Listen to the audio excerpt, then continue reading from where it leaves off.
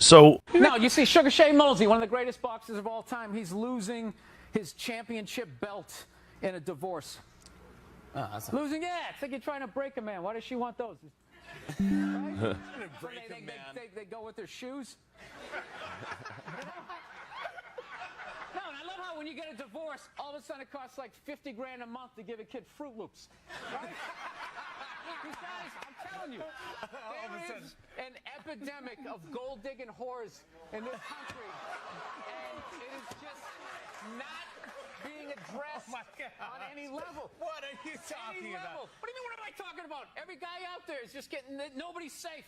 Oh my God, nobody's safe. Football players, actors, politicians. Nobody's and they never safe. get called whores. Arnold Schwarzenegger's maid is still called the maid in the story. She knew his wife on a first-name basis, hooked up with this dude in their bed, and is still called the maid. Why did she bang him? Why? Because of that 1987 flat top he's still rocking, right? You don't think it's because of that kindergarten cop money he's got laying around the room? And listen, I'm not condoning what the man did, but you know, there just needs to be, guys need to be educated. There's nothing out there to help a guy handle becoming rich and famous for that platoon of whores that's over the hill. Like Braveheart, faces painted, shit on, just running down the hill. Yes, there's nothing out there. No, it's like guys never learn how to keep themselves in check. Society does it for you. Yeah.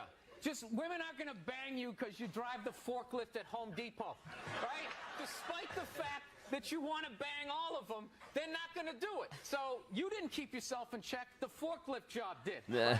Then all of a sudden you hit the lottery, you know? Yeah.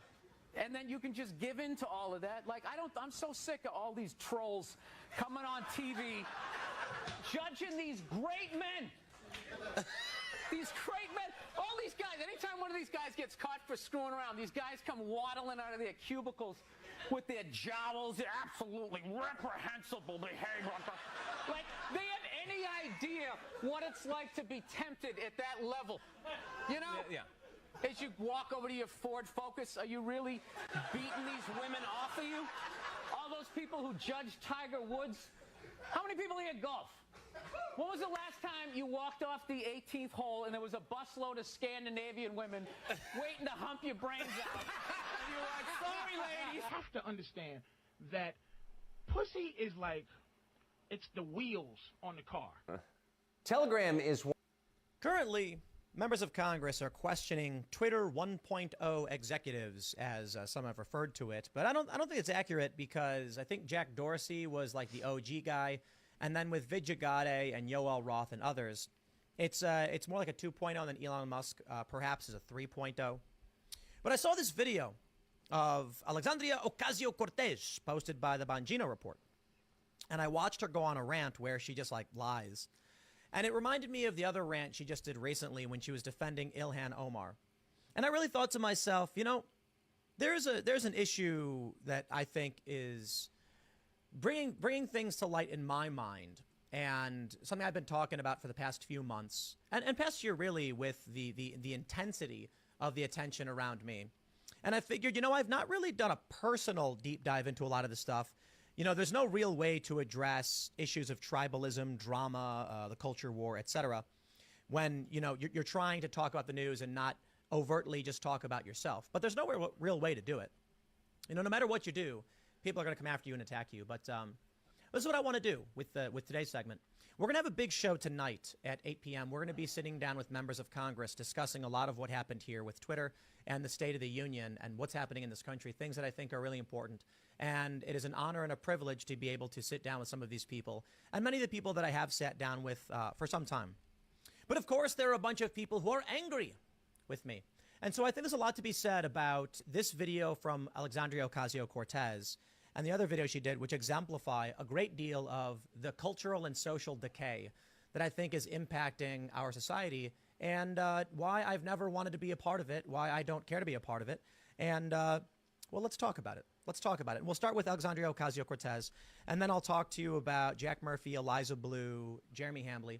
Many of you may not even know who those people are, which is the big issue. And it's typically why I don't care to talk about them, because they're not relevant to an audience that's concerned about whether or not our elections are being subverted. Of course, there are many people who want to believe that they were wronged, even if they don't have the evidence. And this could be literally anybody of any political faction. And they demand you support their ideas no matter what. It's an untenable situation, whatever your political positioning may be.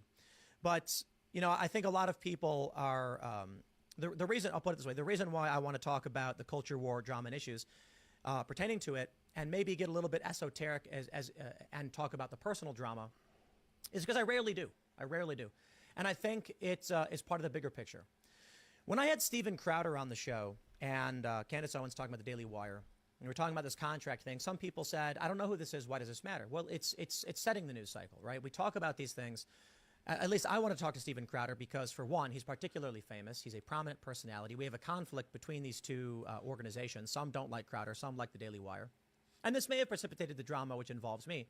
But it determines the future of what the culture war will be.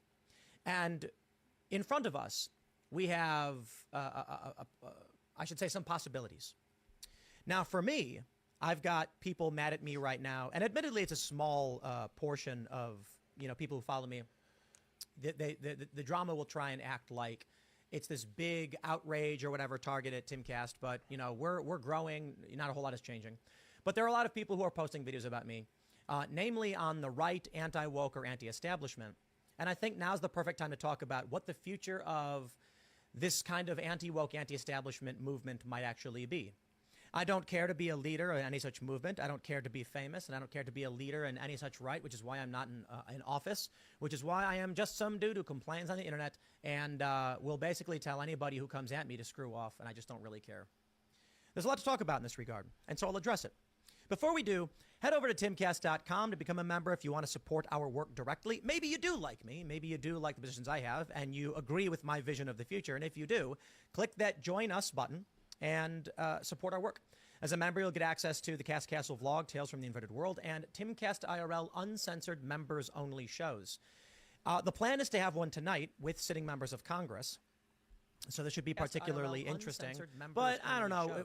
We're playing fast and loose. I get a phone call like, hey, can you come to the Capitol and do a show? And I'm like, I don't know. It's a technical hurdle, but we'll try. And so let's just get in the nitty-gritty. Let's talk about all the YouTubers. Let's talk about Sam Cedar. Let's talk about the Young Turks. Let's talk about Hassan Piker. Let's talk about Chrissy Mayer. Let's talk about Brittany Venti, Simpcast, Jeremy Hambley. A bunch of people you may not be aware of, but are commentators in their own space of varying follower sizes and of varying political factions. And I want to talk to you about how I view this system and why I think it is corrupt, disgusting, and quite honestly, I want no part of it. I want literally no part of it.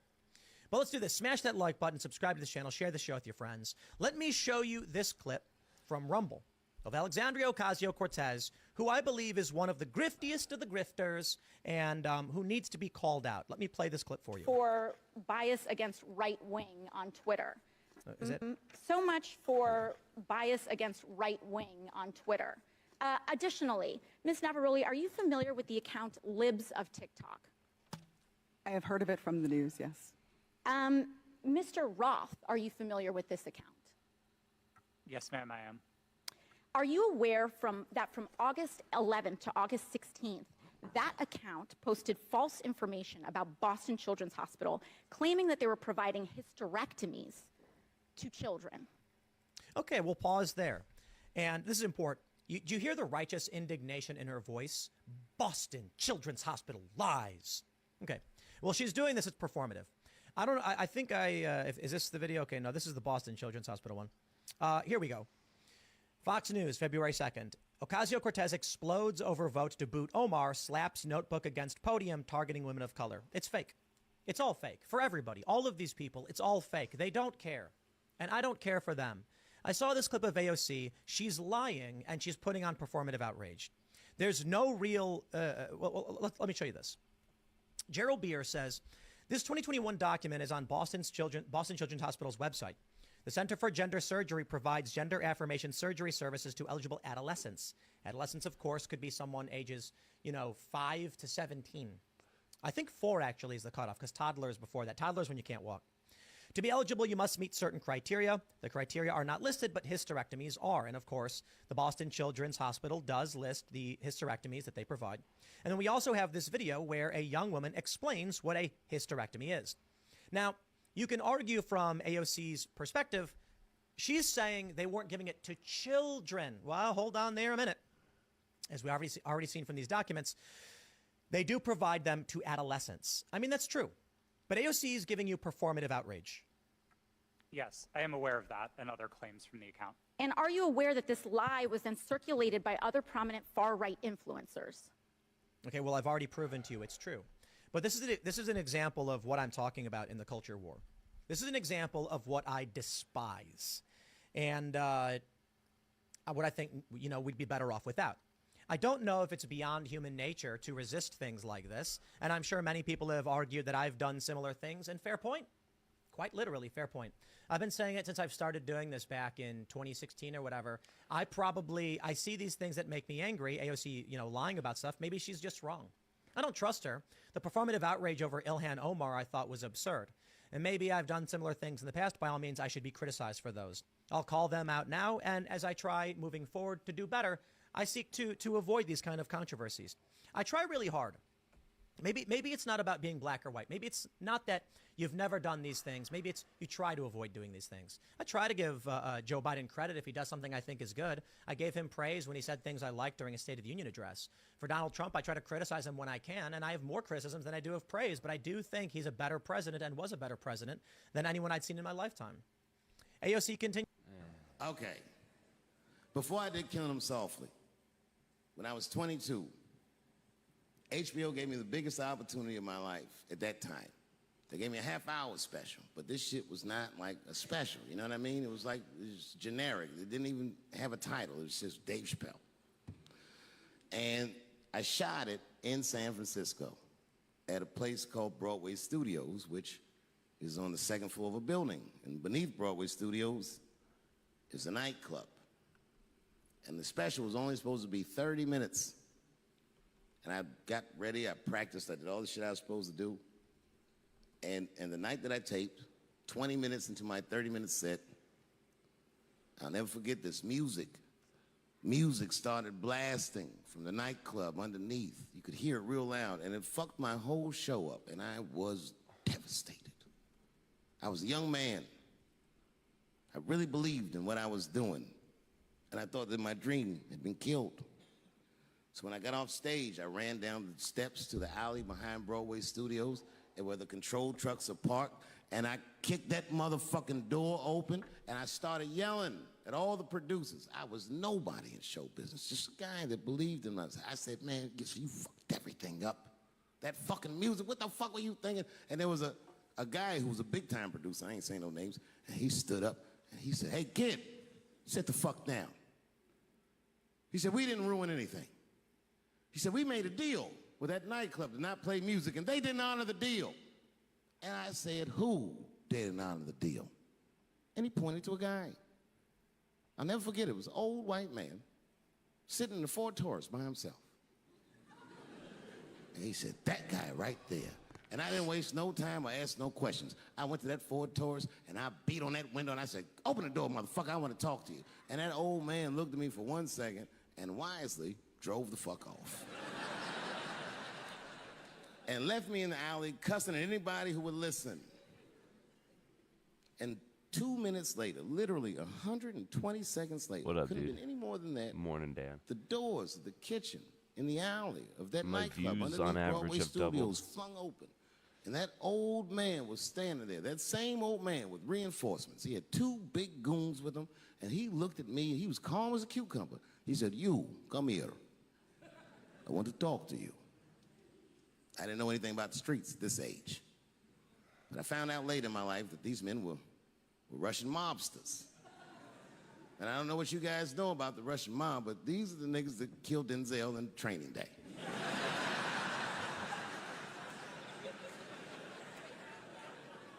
And all the producers knew what I was up against. They said, Dave, do not go in there. And I said, fuck y'all. And I walked right into that kitchen, And they closed the doors behind me, and it got dark as fuck in there. And Yeah, I knew, know it's a bot, Dan. I'm It's not kinda dumb. obvious. I knew I was in a bad situation. But you have to understand, I believed in what I was doing, and I didn't give a fuck.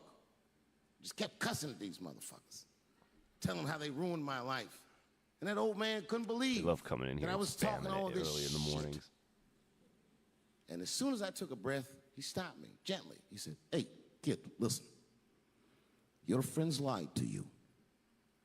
He said, "We made a deal, but your friends never paid me." And when he said that, I realized I was locked in the kitchen. Ban it. I realized he was telling the truth, which would make me wrong. And the very moment that I realized I was wrong, for the first time, I was afraid. You see, it's a funny thing if you believe you're absolutely right. You can get drunk off the feeling of how right you are. That's why gay people are so mean.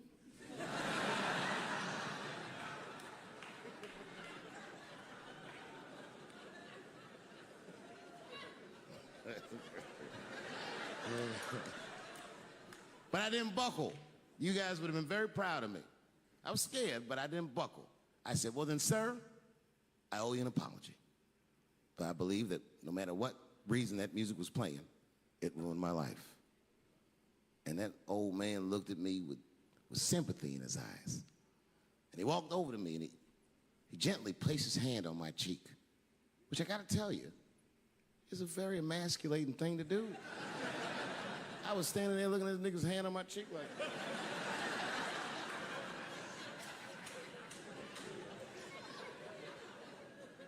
and he said, "You are a real man."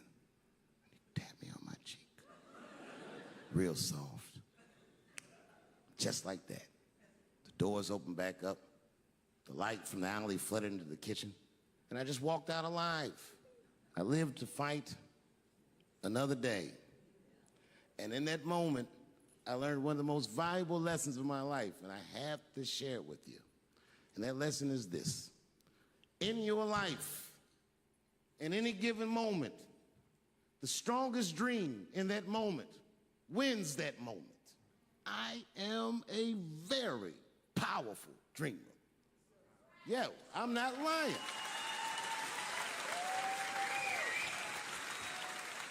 I dreamed tonight, this very night, as a 14-year-old boy, and I am living it as a 50-year-old man.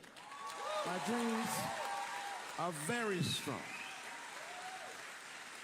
Today, I walked all around Washington. I used to be poor in this city, and all day, people just said, "Hey, Dave," like they knew me personally, and I felt like I knew them. And I say to myself, my God, Dave, what a powerful dream. But then sometimes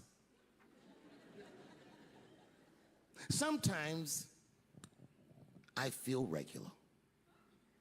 Just feel like myself. Maybe I'll smoke some weed and be in some nightclub and feel shy.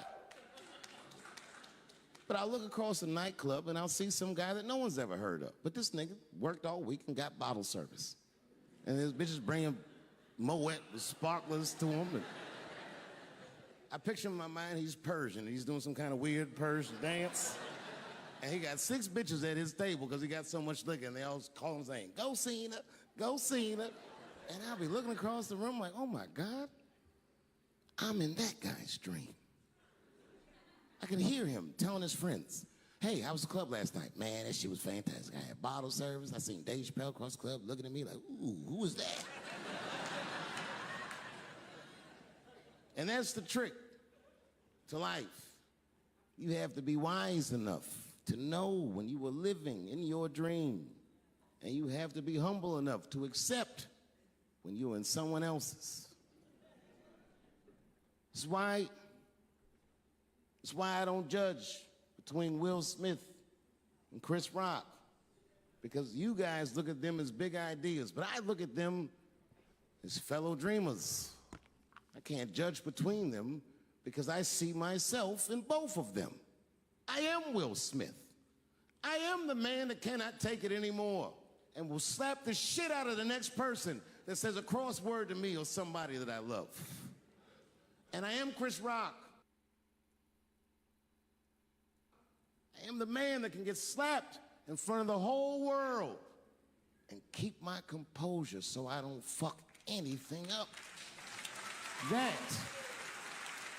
is what men do. Men make boundaries. Men enforce boundaries. And men test boundaries. And no man tests more boundaries than a trans man.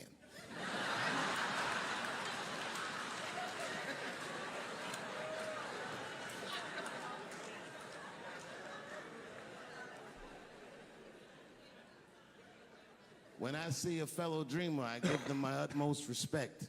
Even if I don't understand what their dream is. I know a dreamer when I see one. And I've met many powerful dreamers in my life. None more powerful than a man who calls himself Little Nas X. I met this nigga at a party. I had no idea who he was. But the minute he walked in that party, I knew I was in his dream. Everybody in the party was another dreamer. Everyone was famous, but when that nigga walked in, he was dressed like C-3PO. He was shining. And everyone was like, oh my God, there he is. That's Little Nas X. I didn't know who he was. And for some reason, out of all them dreamers, he walked right up to me. And he said, I tried to get you in my video. I didn't know what the fuck he was talking about. I said, what? I said, what? What video? And he just looked at me like, you know what video, and walked away. And I watched him walk away. I said, man, this nigga's having a very powerful dream.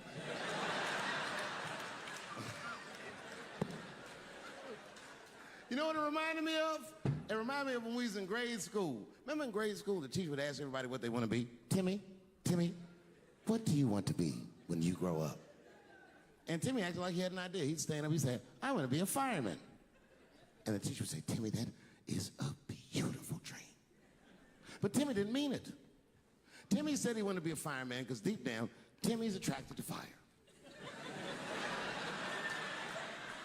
And by the time he's 14 years old, this nigga's a full-blown pyromaniac, playing with kerosene and matches like a goddamn expert. And then one night he goes downtown with his buddies, fucking around with fire, and burns a warehouse down. And he doesn't know it, but there's 13 migrant workers from El Salvador, and they're in that motherfucker. They get trapped, and then they die in the fire. Isn't that a tragedy? It was an accident. He's only 14 years old, but he's black. So they try him as an adult. Timmy ends up spending the rest of his life in jail. Dream deferred. But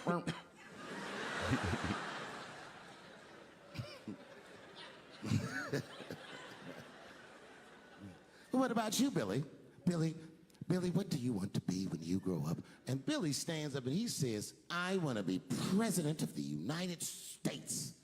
And the teacher says, oh my God, Billy, that is a wonderful dream. And Billy means that shit. Billy does everything right. That motherfucker gets his grades up. He joins student government. He even does extracurricular activities like show choir just to make his resume look good. He's on track to be president, but junior year he wipes. When he's 16, he gets his girlfriend pregnant and has to drop out of high school to make ends meet. But lucky for him, the local Walmart's hiring.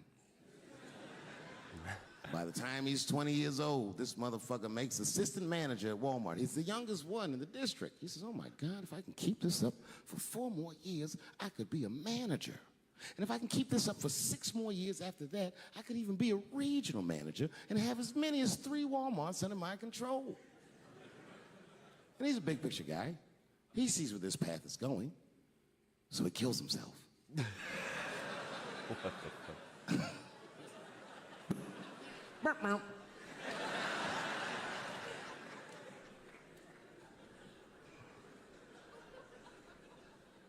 Well, what about you? What do you want to be when you grow up? I don't want to say, because I don't want the other kids to laugh at me.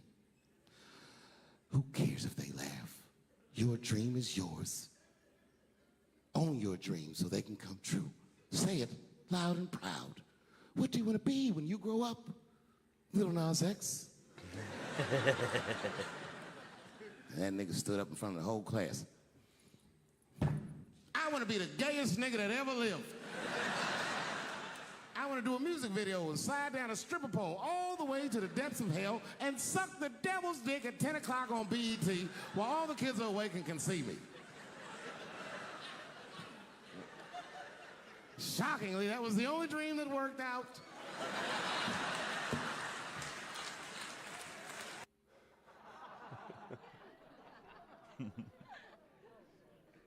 You have to see this severely unhinged woman. Oh boy. This is the part where she's so self-aware that she's going to make a joke about it and call herself out any moment now.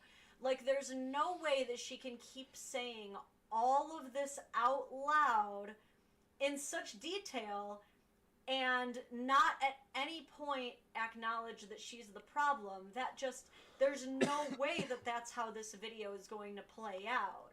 Well, I have some bad news. Let's watch this video. So last night, my husband and I, we were on the couch, like, before bed, and we were just, like, ready to go upstairs and have some alone time. Sorry, this is TMI, but, like, there's a point to this conversation.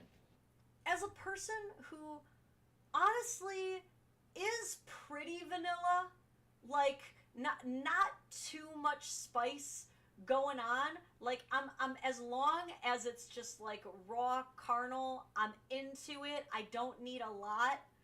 It's the fact that she says that it's TMI to suggest that they need alone time, but that's the most information she ever gives about it. That tells me they have one of the saddest sex lives I could ever imagine between two people. And I was like, no, stay focused, Amanda. Like, everything's fine. You're just going to let this roll off. It's totally stress-free, whatever. So I'm carrying up this massive load of laundry that was in the dryer, and it was really heavy. And I also needed to bring up, I think I have my Bible in my hand, my water bottle, my... No shade My to Bible. religious people, but, like, good God, woman, you are trying to tell me a story about how you're preparing for sexy time. And so the way that you prepare for sexy time is by grabbing laundry and a Bible? That sexy time ain't as sexy as you think it is, huh? phone, like other things. So as I'm standing at the bottom of the stairs, I came up from the basement, standing at the bottom of the stairs, I start yelling for my husband so he could like come and grab the basket and I could carry everything else up. And I'm yelling his name and no one's coming. And mind you, I'm sure one of my children probably hear that I'm yelling for my husband, and still no one comes out of their room. And I'm yelling, and then I could feel it. I could feel like that burn and frustration and anger and everything that my husband ever did that I absolutely hated him for was happening and reminding me in that moment. I think the reason she thinks that this is really normal is because it is. Like, women get the benefit of being able to express thoughts like this as casually as they want to with very little real repercussions. Do you guys, like, think that it would go well for him at all? At all? Like, this story began with you saying you want sexy time with this man. Why do you even want sexy time with him? You literally hate him. So now I'm taking the laundry basket and I'm going one step at a time. Like the laundry basket and then my feet up. And then the laundry basket. And halfway up the stairs, I was like, if somebody tries to talk to me right now.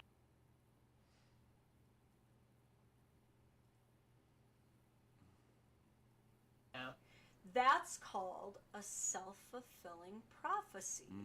I don't know if you've ever heard of it, but it's this little old thing where when you decide in your head without communicating to anybody that you will be mad if anybody talks to you, while in the same time deciding in your little head that if anybody fails to talk to you because you need help, you will also be mad, then the only solution that can be reached is that you will be mad. Do you see how you brought that on yourself by giving yourself no other alternatives here, maybe? I'm getting all hot and I'm starting to sweat, and I get up at the top of the stairs and I go in my son's room and he's still on his video games, which he's not supposed to be because he was already supposed to be showered and now getting into bed. And he looks at... She is consistently conflating. She's bringing all of her issues with her kids into the bedroom with her husband. Don't do that. Any ladies listening right now who have ever let your anger or annoyance at anyone besides your partner cockblock you from being with your partner, stop doing that. You're taking it out on the wrong person. And he like takes one, you know, his headphones on, just takes one ear off and looks at me like, do you need something? And I'm like, oh no. So now at this point, I've like tipped the bucket. There is no coming back from it. I'm too frustrated. You sent me over the edge. It's all your guys' fault now. This is the part where I thought for sure she's getting self-aware. She's realizing how crazy it is to say out loud all of these things. That she decided to do laundry and now she's getting unbelievably furious, like rageful at her entire family because she didn't communicate that she needed help with anybody before even going downstairs. I thought for sure that we were getting to the point where she was going to go off on all this and be like, so anyway, have some more grace with yourself, like start to let things go. But is he just laying in the bed, just ready and waiting, like while I gotta fold this hot laundry? So I head into my bedroom carrying this big hot load of laundry, looking like I got attacked by a pack of wolves just trying to get up my stairs. Here's another thing that confuses me, is she seems really resentful of the fact that the laundry is so hot. Now, like, usually I actually prefer to fold my laundry while it's hot, because then you don't have to worry about, like, ironing or anything. It tends to fold better when warm. It does. But if you don't want to deal with the hot clothes, you know you don't have to fold laundry, right? Like, here's the crazy thing that blows my Morning mind and good night, about these grown adults. Love you, dude. You know you don't have to fold the laundry, right? It's your house. It's your roof. It's your life. If I want to my husband instead of doing the laundry, I'm gonna my husband instead of doing the laundry. I'm a grown woman. That laundry can sit and wait. If I want to reheat it up again later, guess what? The dryer will turn on again. Maybe that's even going to be a great spot to my husband. Quite frankly, you can leave the laundry aside. In fact, I promise you that when you do start committing to ignoring chores and just throwing everything aside every time you do just want to your husband, it will make it so much hotter, dude. It is so hot when I'm in the middle of the day, like I got all this stuff going on, and then I decide, you know what? I'm gonna do this later, and I'm gonna go my husband. You know who gets really excited when he thought I was in the middle of something, and now all of a sudden I'm just grabbing his hand and taking him upstairs? My man gets very pleased about that. And you know what else happens? Weirdly, oftentimes when I decide to randomly abandon the chore that I was doing, grab my husband by the hand and pork his brains out, he's usually in a better mood to help me with the chore afterward. Isn't that funny? As he climbs into the bed and pulls the covers up, right? As I'm standing here like this, dumping the laundry out, and every shirt I pull out, and I'm shaking it while staring him down.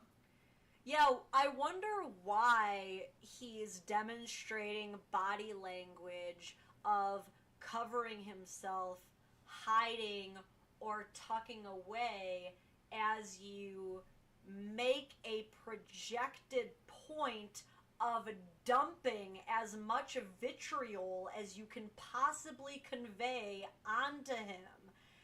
Golly, it sure is a mystery. And I know my husband knows that after I fold this hot, steamy laundry, now I have to go into the bathroom and do a whole routine of washing my face and brushing my teeth and doing all the things. What the fudge? Oh, he knows that, does he? He just knows that this is what you're planning on doing in the next 15 minutes without you saying it. I'm starting to wonder if the husband even knew that sexy time was ever a thought on her mind. Because so far, from every choice she's made, angry. I'm still that angry. It's called righteous anger because you stole human anatomy and you never told anybody what you were doing. Now we have all these young people going to college for all these jobs, and you're still telling us, because mine are 19 and 20, you're not allowed to read that college textbook and know that on the very first page, literally the very first page, folks, why aren't we talking about this? Watch. Because I'm going to make the point, but you know, it's nice to be able to explain it to everybody. Okay, my child is going to school right now today. This is Emergent Technology out of 2021. These two books are full of a bunch of the different changes that we're already seeing. Market share, precision medicine, blah, blah, blah. Okay? So this is book one, right? And so here you have lecture notes in networks and systems, right? See this? Turn the page. Here we are. Student college textbook, right? Okay. Preface, right? This book entitled Human Interaction, Emerging Technologies, and Future Systems 5, because this isn't the first one, aims to provide a global forum for presenting and discussing novel human interaction, emerging technologies, and engineering approaches. Did you hear Illuminati, MK Ultra, or conspiracy theory in any of that? No, because this is a college textbook. And you're not allowed to know it exists. You're not allowed to discuss it as an adult. This book is put together from the notes from professionals who gathered at a symposium that you can read about on the back of the book. And as an adult worldwide, you're not even supposed to know that this exists. That's where the problem is. Now here's the next chunk of the problem, okay? So, novel human interaction, emerging technologies, engineering approaches, tools, methodologies, techniques, and solutions for integrating people, concepts, trends, and applications in all areas of human interaction endeavor. Such applications include, but are not limited to, healthcare and medicine. I believe there's evil in them. Having watched the recent Starship launch and seen the work it did on redecorating the launch pad facilities, I was reminded of the moon landing skeptics' claims about the lack of a crater under the lunar module and the lack of dust in the feet as both apparently being proof that it never landed on the moon, but instead was just placed on a moon set in a studio on Earth. They argue that a rocket engine would blast a huge crater in the floor and that all the dust that subsequently kicked up would just cover the lunar module, neither of which we see in the Apollo photos. So we'll tackle the dust and then we'll tackle the crater claims. We can see in the onboard video of the Apollo 11 landing that there is dust being moved by the engine on descent. Buzz actually comments about them kicking up some dust about 20 seconds before they land. 40 feet down, 2.5, picking up some dust. And we can actually see the dust being moved about 20 seconds before that. So why isn't any of it caught in the scooped feet of the lunar module? Well, under 3 of the 4 legs of the lunar module, there are these long rods sticking down that are about 5 feet long. Now, when any of these touched the moon's surface, they sent a signal into the spacecraft and illuminated the contact light, which we can hear Buzz call out.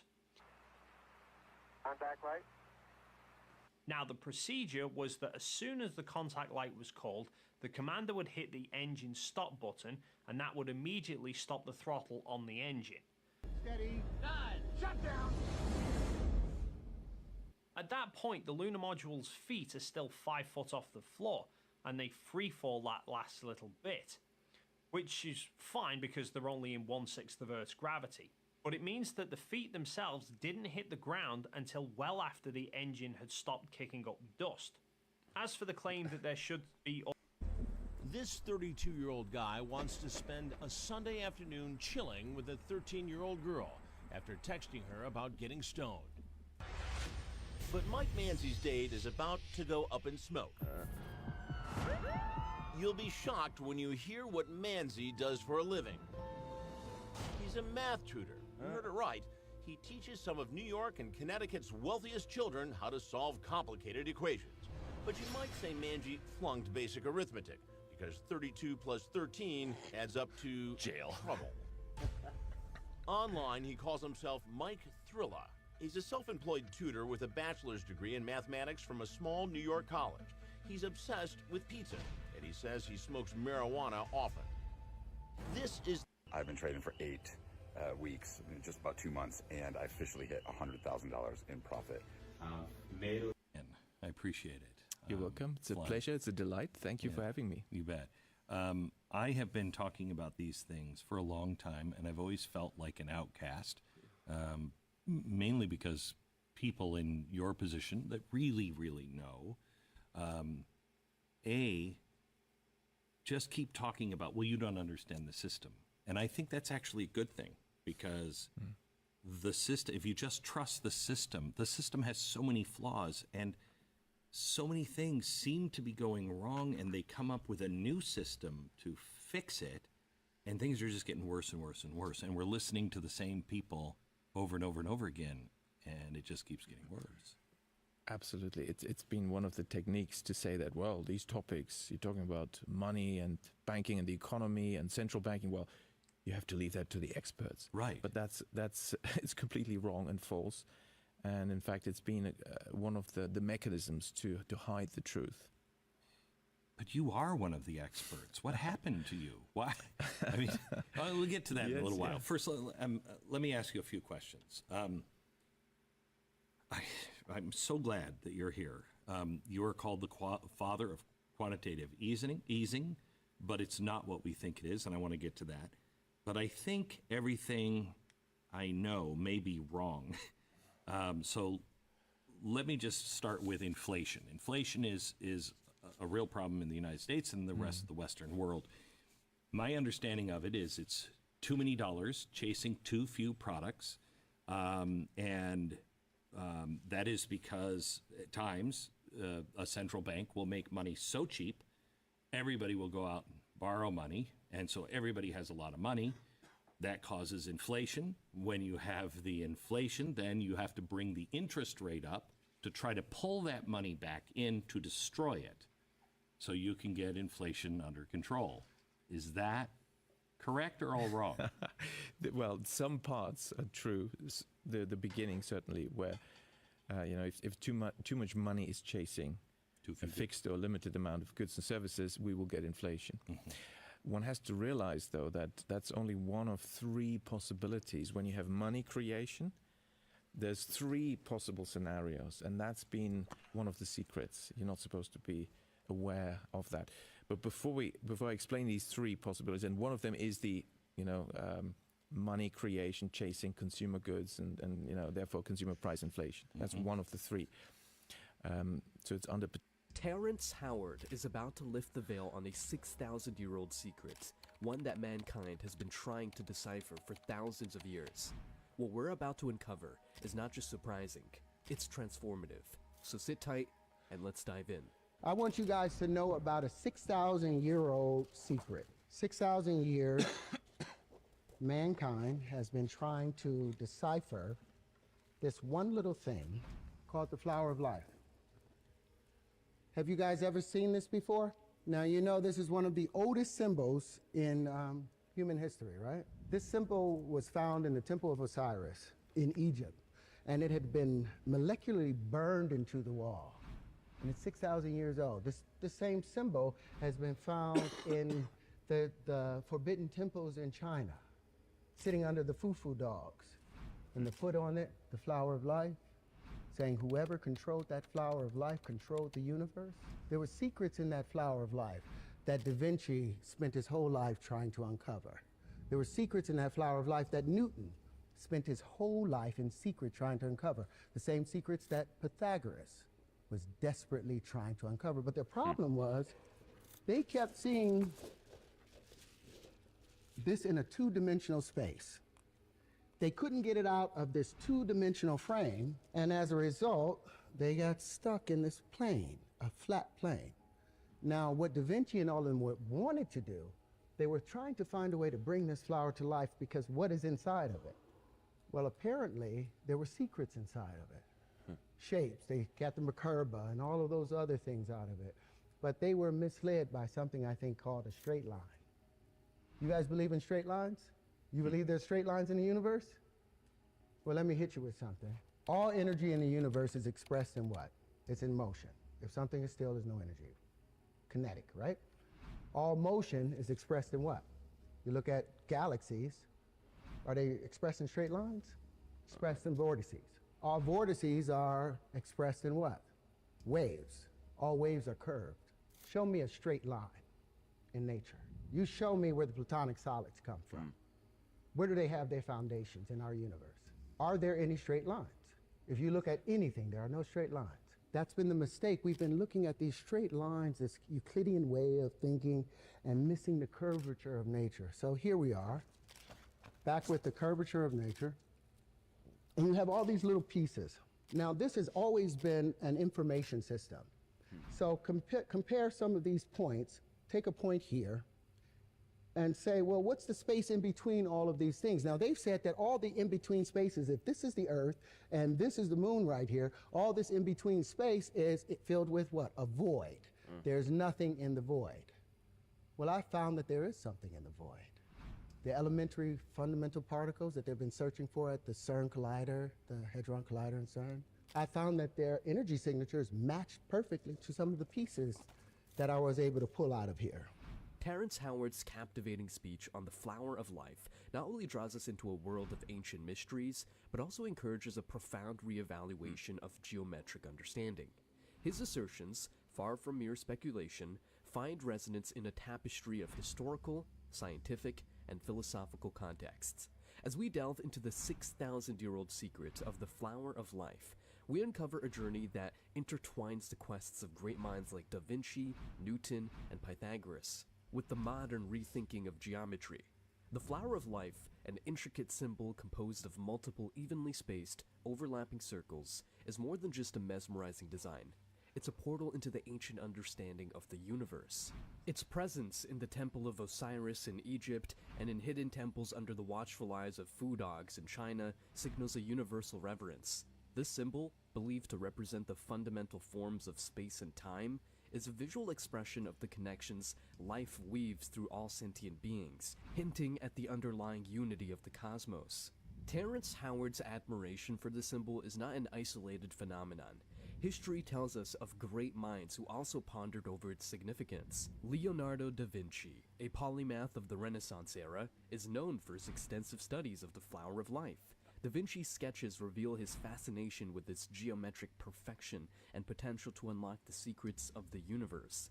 Similarly, Sir Isaac Newton, in his quest to understand gravitational force and the mechanics of the cosmos, delved into ancient knowledge and symbols, including the flower of life. It suggested that Newton's famed discovery of gravity was part of a larger pursuit to decipher the cosmic puzzle embedded in ancient symbols. Pythagoras, the Greek mathematician, also journeyed through these mystical realms, using geometric principles to understand the harmonies of music and the structure of the universe. But what Howard brilliantly highlights is the limitation these great minds faced, their confinement within two-dimensional perspectives. Despite their genius, they grappled with the symbol's profundity, unable to fully transcend its planar representation. This is where Howard's critique of traditional Euclidean geometry opens a new avenue of understanding. Euclidean geometry, the bedrock of much of our mathematical and scientific understanding, focuses on flat, two-dimensional planes. However, the universe, as Howard eloquently points out, isn't confined to flatness. It's a dance of curves, waves, and multidimensional forms. The flower of life thus becomes a gateway to understanding the curvature of nature. When we look at the spirals of galaxies or the intricate patterns of a nautilus shell, we see not straight lines, but curves. This realization has profound implications. It suggests that the universe operates not just in the realms of the flat and linear, but in dimensions that our ancestors possibly tried to communicate through symbols like the flower of life. Howard's speech resonates with the modern scientific understanding of the universe. The curved space-time continuum, a fundamental concept in Einstein's theory of relativity, echoes this ancient wisdom. The curvature of space and time around massive objects like stars and galaxies isn't just theoretical, it's observable. The warping of light around massive objects, known as gravitational lensing, is a testament to the universe's curved nature. Furthermore, Howard's insights find parallels in the realm of quantum physics. The elusive nature of elementary particles, their existence in probabilities rather than definite positions, aligns with the idea of a universe beyond straight lines and predictable paths. This is where Howard's theory about finding something in the void becomes particularly intriguing. The void, often thought of as empty space, could be teeming with these fundamental particles, invisible threads weaving the fabric of the universe. The flower of life, therefore, is not just an ancient symbol, but a representation of the universe's deepest secrets. The 6,000-year-old secret isn't just about a geometric pattern, it's about the very nature of reality itself.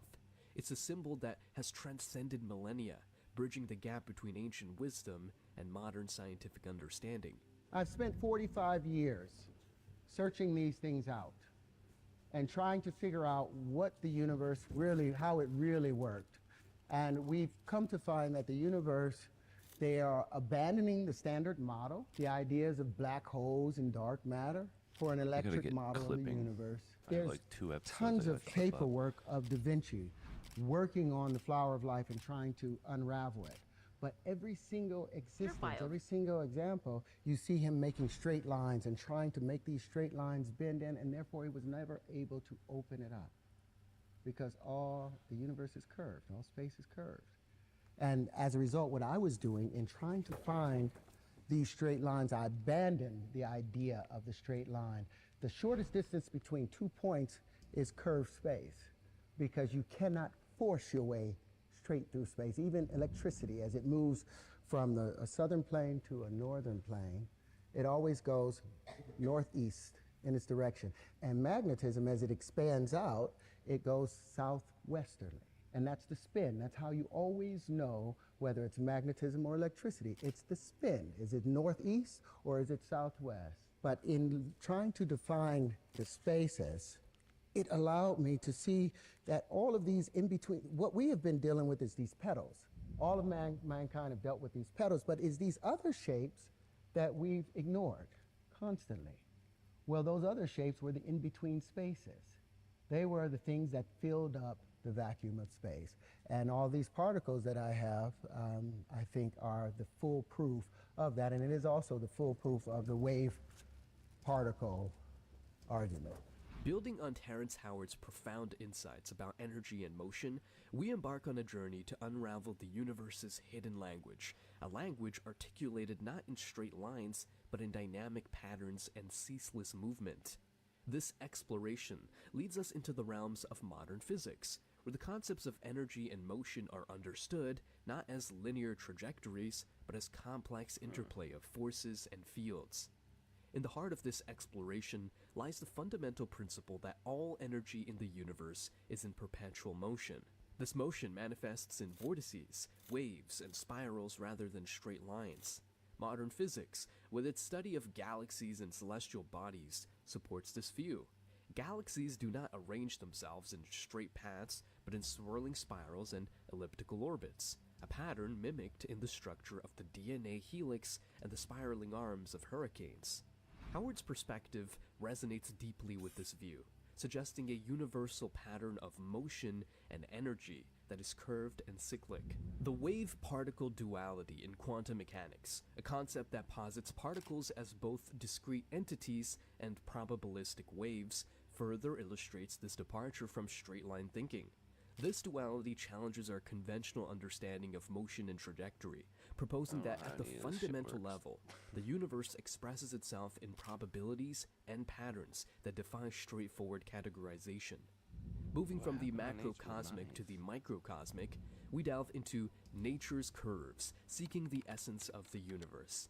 This chapter explores how the natural world embodies the curved, nonlinear geometry that Howard emphasizes. From the majestic sweep of rivers to the delicate curl of a fern's frond, nature abounds with curves and spirals. These patterns are not arbitrary, but follow mathematical principles such as fractal geometry and the Fibonacci sequence. Fractal geometry, with its self-repeating patterns, offers a window into the infinite complexity of nature. These fractals are evident in the branching of trees, the structure of snowflakes, and the rugged contours of mountain ranges. The Fibonacci sequence, another mathematical pattern, manifests in the arrangement of seeds in a sunflower, the spirals of a snail's shell, and the proportions of the human body. These patterns reveal a hidden order in nature, an order that transcends the straight lines of Euclidean geometry. Howard's perspective on the absence of straight lines in nature aligns with these observations. By recognizing the curved and recursive patterns that govern the natural world, we gain insight into the essence of the universe. These patterns are not mere coincidences, but are reflective of deeper, universal principles that govern the growth, structure, and movement of everything in the cosmos. As we delve deeper into this exploration, we prepare to encounter a concept that further challenges our conventional understanding of mathematics and its application to the physical world. Terrence Howard, in his insightful speech, introduces us to a fascinating aspect of this hidden order, the concept of mathematical loops. This intriguing idea, exemplified by the looping behavior of the square root of 2, reveals an unexpected and seemingly paradoxical nature of mathematical operations. But all of these wave conjugations, all of these states of matter, all of these things, it's time for that to be changed now. We have changed all of our buildings to be aerodynamic. Our airplanes are no longer based on a two-dimensional Euclidean way of life, but our math is still based on a two-dimensional way. And I think in order for us to reach the future, we have to examine that. Do you guys know about loops in math? Do you believe in loops? Do you know the square root of 2? Do you think that's a loop? Do you believe that the square root of 2 is the square root of 2? I want y'all to take out your phone for a minute then.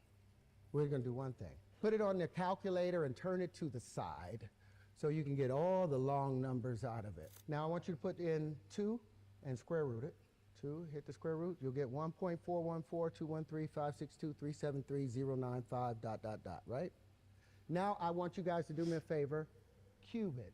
It'll see right over there, it'll be x to the 3. It'll see 2.828427121746190. Now that makes sense. I want you guys to do me a favor, divide it by 2, get that number, cube it again, divide it by 2, cube it again, and I want you to do that until the end of your lives.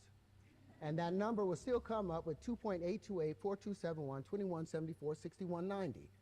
Any other number that you, above 2, that you put in and you cube and you square, cube and square and divide by 2, by the 6th operation, it has moved into an exponential number that you can't even imagine. Any number below 2 that you do that same operation with, it will go into an exponentially small matter and number. This is what we call a loop. It is illogical, it doesn't make sense, and it does not make math make sense. So these are some things that I'm bringing to the fore and that I would like to question. I would like to audit the math, the world of mathematics, and I would like to audit how we view the Platonic solids, because I think the new wave conjugations will tell a better story of how our world works. Terrence Howard's speech takes an intriguing turn as he delves into the concept of mathematical loops, challenging our conventional understanding of mathematics and its application to the physical world. His example using the square root of 2 not only captivates, but also invites us to reconsider the foundational principles of mathematics that we often take for granted. Howard's call to audit the math is more than a mere suggestion. It's an invitation to embark on a journey of discovery and reevaluation of the very fabric of mathematical understanding. In his example, Howard demonstrates a fascinating loop with the square root of 2. By continuously cubing and dividing the result by 2, we arrive at a constant value, 2.82842712174619. This phenomenon, as Howard points out, defies our expectations of mathematical operations, where we anticipate a change or progression rather than a loop. This loop is not just a numerical curiosity, it represents a deeper, perhaps fundamental, aspect of mathematical reality that has been overlooked or misunderstood in traditional Euclidean mathematics. Howard's exploration into these loops hints at a larger, more profound implication, that our understanding of mathematics and its relationship to the physical world might be limited or even flawed.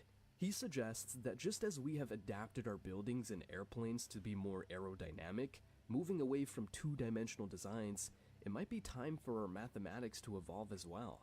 This evolution would mean embracing concepts that might seem illogical or counterintuitive, such as these mathematical loops, and integrating them into our understanding of the universe. The significance of Howard's call to reevaluate the Platonic solids and their role in understanding the universe cannot be overstated. The Platonic solids, the tetrahedron, cube, octahedron, dodecahedron, and icosahedron, have been central to classical geometry and philosophy, symbolizing the elements of fire, earth, air, water, and the cosmos. However, Howard suggests that there might be more to these shapes than meets the eye, especially when viewed through the lens of wave conjugations and mathematical loops. This perspective aligns with the emerging field of quantum geometry, where the traditional rules of Euclidean geometry give way to a more dynamic and complex understanding of shapes and structures at the quantum level. In this realm, the behavior of particles and forces cannot be fully explained by straight lines and flat planes. Instead, they exhibit behaviors that are better understood through concepts like Howard's mathematical loops, where values loop back on themselves in ways that defy our conventional understanding.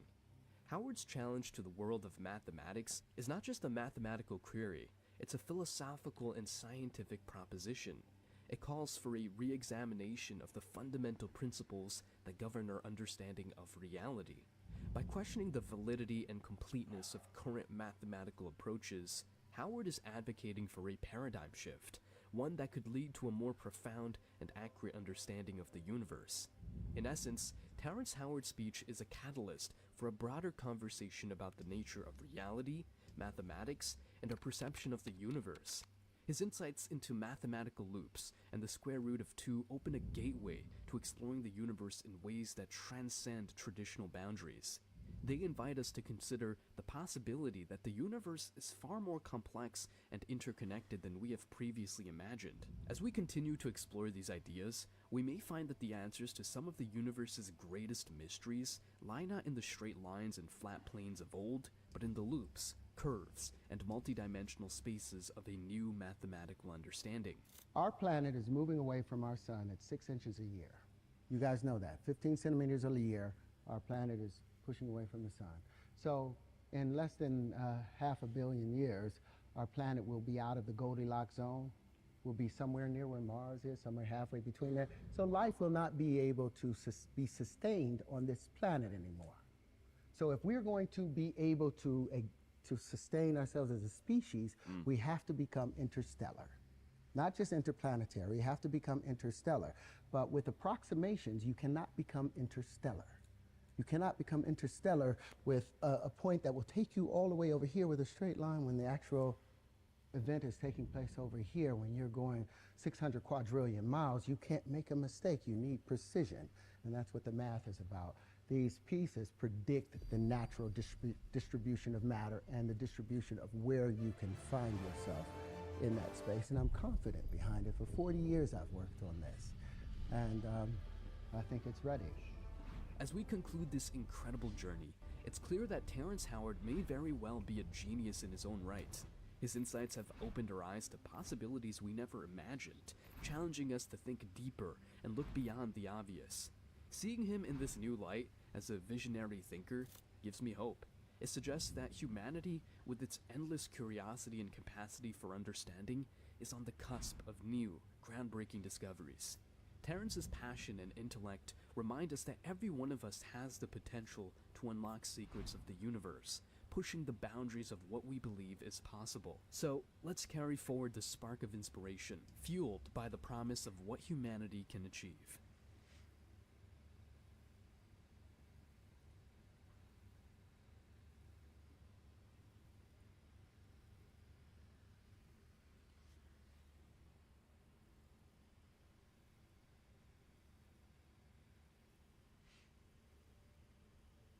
You're right. Halloween was last month, so why now are you acting like a clown? You thought that shit was heat, huh? I'ma kill the game with this one. Ate that up, left no crumbs. We are going through a period of increasing insanity collectively. It's like an illness, collective illness, mental illness that's overtaken a significant section of humanity. Sometimes this happens. People go, not only individuals, but also collectives. They go through periods of insanity. And this is what we're moving into now, an area of great turbulence. The crisis point is also great opportunity for moving out of the egoic state. It's been around for thousands of years and it's had its function, it's fine, but coming to an end now. It's self-destructing. The ego is about to self-destruct. And so we will experience a great reset, but not in the way it's been planned by certain groups or organizations. I thought they will be very surprised that it could be a very different reset from the one that they may be planning.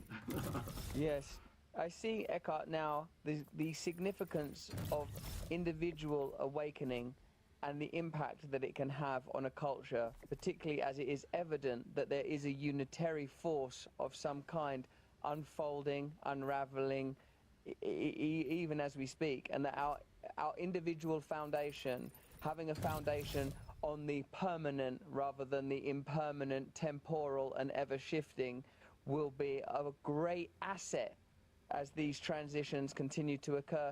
And to your point earlier, Eckhart, this is precisely why I believe I've been drawn again, as I was once earlier in my life, into the concept of activism and critiquing power structures, because the function of our channel is to articulate the connection between individual awakening, collective action, and our ability, when unified, to challenge current power systems and create new systems based on this true foundation. So I'm so grateful to you for helping me once again see these connections, see the importance of presence, see the importance of awareness, that my function is to remain present, to learn to observe my emotions as they come up, to observe my patterns that play out, be they behavioral or neurological or whatever magnetic field is below the observable level of my apparent individual beingness. I always say, as I've said again today, that I find you the easiest instantiation of the spiritual, that I find it makes sense to me, the way you communicate it, and I'm very grateful to you for that, Eckhart. Thank you. Thank you, Russell. You are doing absolutely fine, because you're making I can see you're making wonderful contribution to the awakening of consciousness on the planet. Yes, and you've become more political in recent times, and that's fine, because even there many things are so insane that they need to be questioned, and that's fine. You don't become angry or aggressive, I've noticed, so that's a good thing. You remain conscious while you are questioning, and the mainstream media calls you conspiracy theorists, and that's a good sign that people should begin to listen to you. You must be doing something right if they call you conspiracy theorists. I'm going to do one sample. Your function is to, to question many of these seemingly very unconscious or absurd things that are happening in the world. The narratives that are being created that are sometimes quite insane. But you question it without malice, without demonizing any group of people, and that's very important. Because if you see insanity manifested in certain humans or groups of humans, if you demonize them, then you become drawn into the same state of conscience that they are in. As Nietzsche, the famous saying, I think Nietzsche said, if you gaze into the abyss for long enough, the abyss gazes back into you. or if you fight monsters, be careful that you don't turn into a monster yourself by fighting monsters. So that's, and you are quite successful in that. So I appreciate that. My mission is somewhat different. I very rarely, maybe never, actually question specific things that I see as a manifestation of totally irrational thinking or even insanity. It's a little bit like a good psychologist or psychiatrist, I believe, if they are with a patient who believes in some delusion, let's say they believe that they're Napoleon, a good psychiatrist or psychotherapist would not say, no, obviously you are not Napoleon, because you would immediately lose connection with that person. Nor would he say, yes, you're right, you are. That would be wrong too, to say, yes, you are Napoleon, of course you're Napoleon. No, that's wrong too. All a good psychotherapist would do is be in that state of open patch, ask questions, and listen. Don't deny their reality, because then they will no longer communicate with you. Even if a human being is completely deluded in some kind of mental, some kind of totally deluded identity, for example, I would not question the identity, because then I lose contact. There's no possibility for helping to awaken into awareness out of that. So I would simply listen and ask questions, perhaps. And then there's a possibility that awareness may arise, so that they're no longer trapped in dysfunctional or completely irrational thought processes, mental patterns. Then there's a possibility of awakening. But that's me, because I'm a midwife for the arising of awareness. And you are doing it in a more, not in such a direct way. You're addressing individual instances of madness, or we don't know whether it's madness or it's always the eternal question. All the things that are happening in the world now, what politicians are doing, what the media are doing, the eternal question that arises: are they evil or malevolent, or are they just very stupid? There are two theories you can have. Look at things that happened, like the whole thing, just countless examples. Iraq, invasion of Iraq, the whole story of Afghanistan, is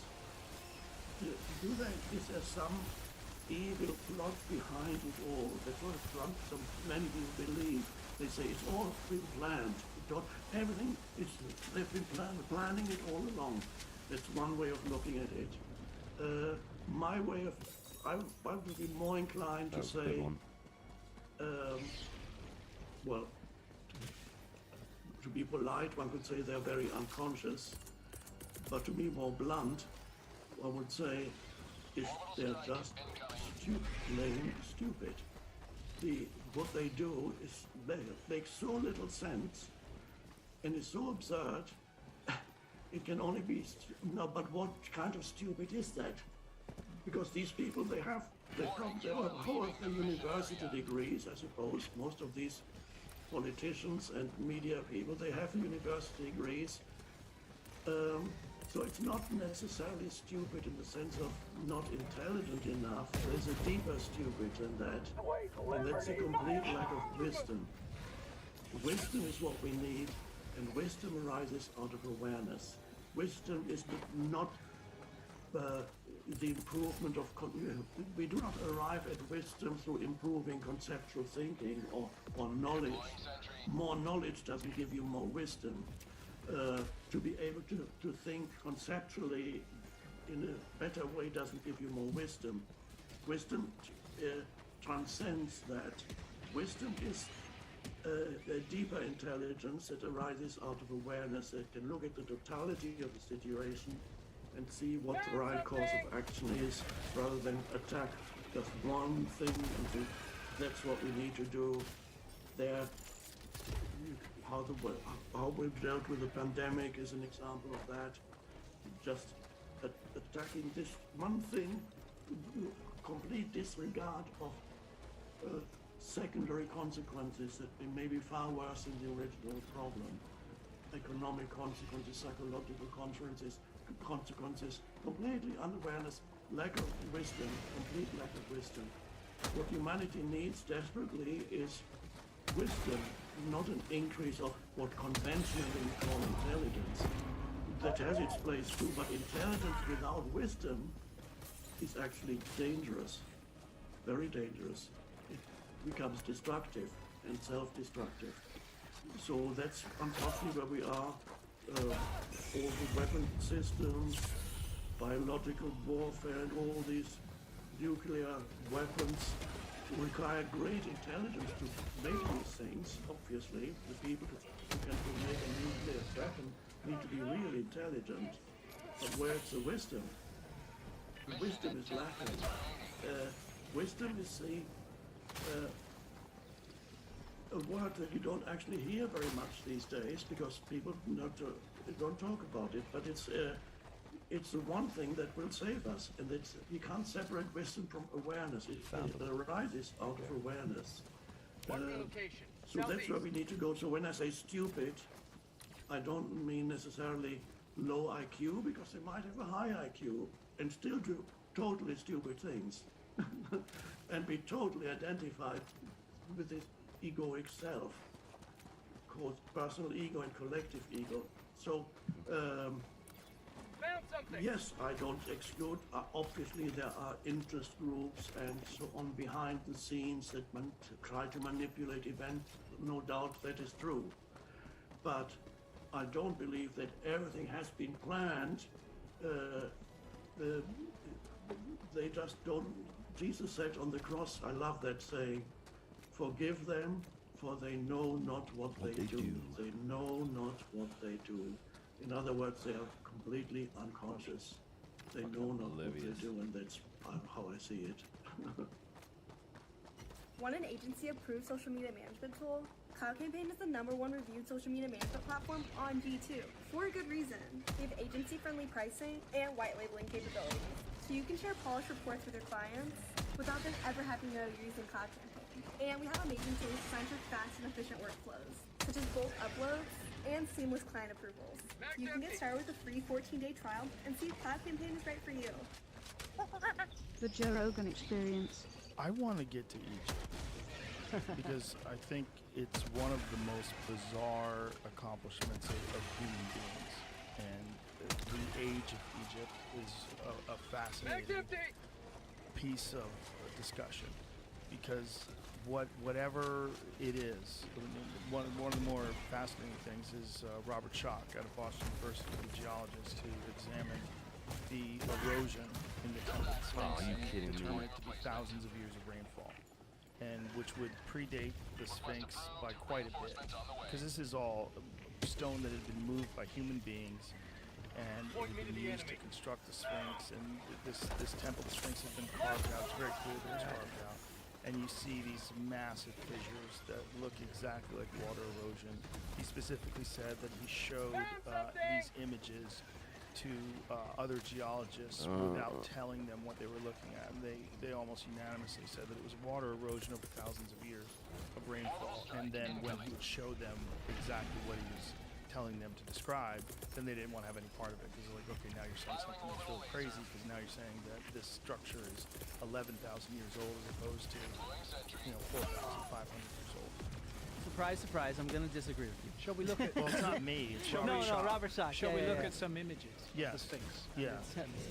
Let's look at images of the water erosion Yeah. because it's. And then I'll show some images of the quarries nearby. Let's do it. Yeah.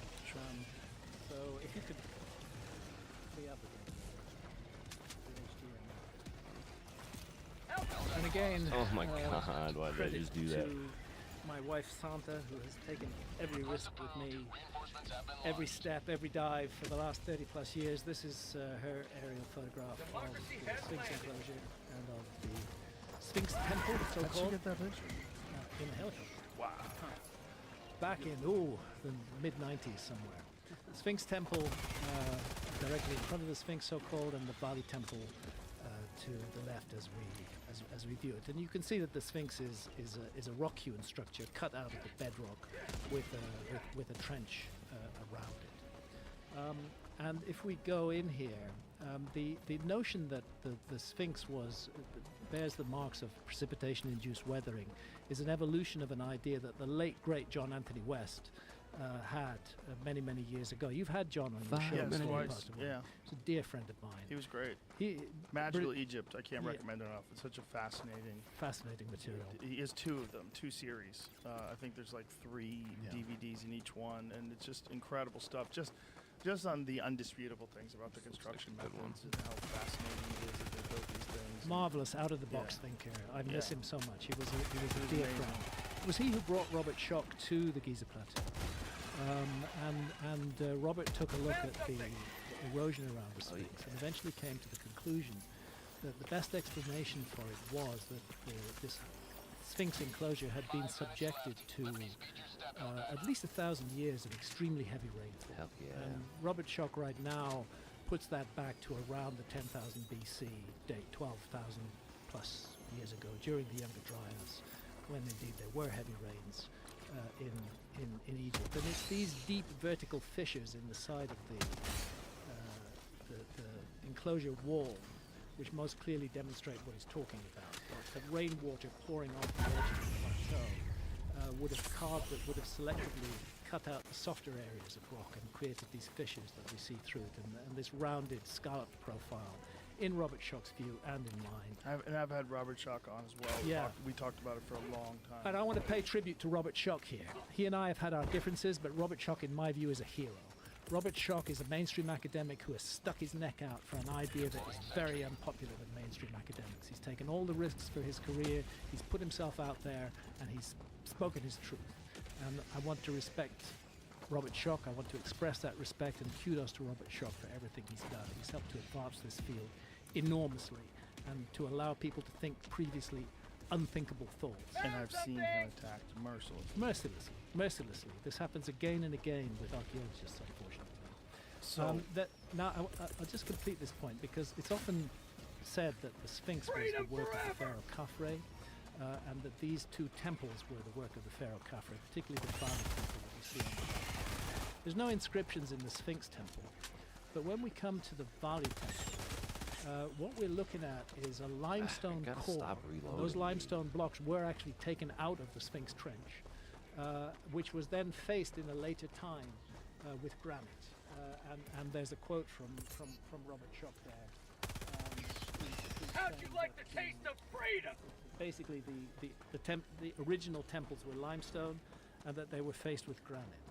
Now, that's the interior of the temple. You can see that there's definitely two phases of construction there. There's the granite, no dispute that that's Old Kingdom Egypt.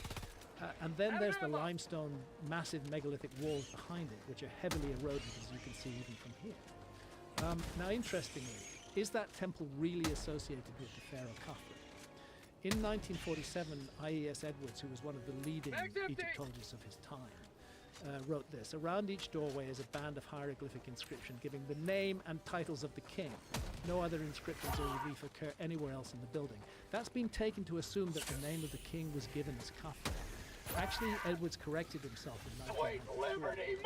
Around each doorway was carved a band of hieroglyphic inscription giving the name and titles of the king, but only the last words: beloved of the goddess Bastet and beloved of the goddess Hathor. Preserved. No other inscriptions occur anywhere else in the building. In other words, there's nothing in that temple that directly connects it to the pharaoh Khafre. But what's interesting is the way that granite facing, which certainly was done in the Old Kingdom, has actually been, the interior of the granite has actually been cut to match the heavily weathered limestone that it's covering. It's been cut to shape that. They're honoring and respecting that ancient structure. And so in my opinion, the geological evidence on the antiquity of the Sphinx is strong.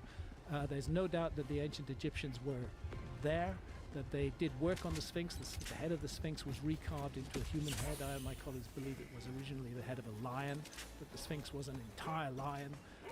But the evidence that it's been carved is that it has far less erosion than the rest of the body, correct? And also the head is way out of proportion to the rest of the body. That's an issue, because one thing the ancient Egyptians were pretty good at when they put their minds to it was proportion. Yeah.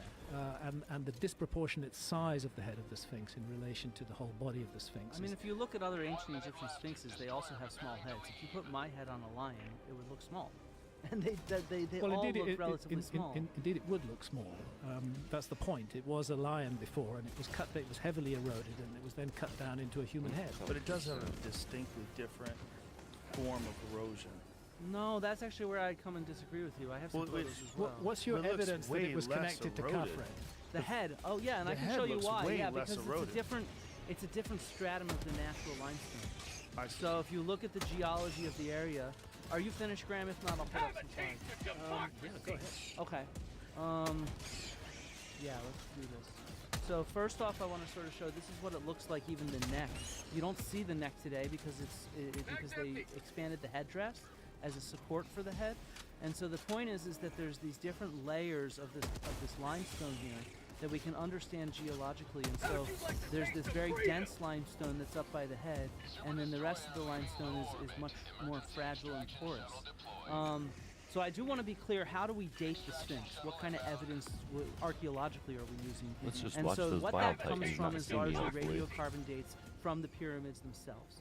So pieces of wood that were in between the blocks of the pyramids have been radiocarbon dated and definitively tell us that the pyramids were built during the Old Kingdom, right? But didn't they do work on the pyramids at multiple stages where they would probably like reseal things and surface things and clean things?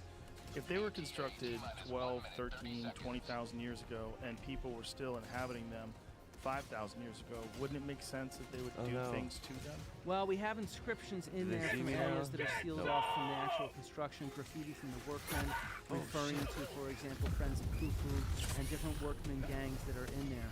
And these are in areas. Oh my God, are you serious? Yeah, they tagged it exactly. Oh my God. Particular graffiti in the Khufu I'm going. has long been suggested as a forgery. That was terrible. Except it uses versions of Khufu's name that were not known until later by scholars. And so that's what versions of that? I don't know, man. I don't read hieroglyphs. Where do you get that information? Egyptologists. Where do you get that information? I got that. Zawi Hawass. No, not from Zawi Hawass. I've never met Zawi Hawass.